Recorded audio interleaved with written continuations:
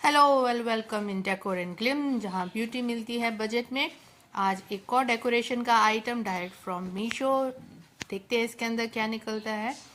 ये मैंने 3 owl statue order करा था, आउल फैमिली का sculpture. Just look at this, बहुत ही प्यारा है ये, और इसकी कलरिंग बहुत ही अच्छी है, शाइन भी परफेक्ट है। बहुत ही खूबसूरत सा स्कल्पचर है ये। 3 आउल्स, एक पूरी सी आउल फैमिली।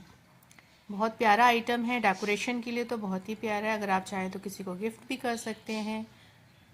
मुझे तो ये आइटम बहुत अच्छा लगा। आपको ये कैसा लगा कमेंट करके ज़रूर बताइएगा। वीडियो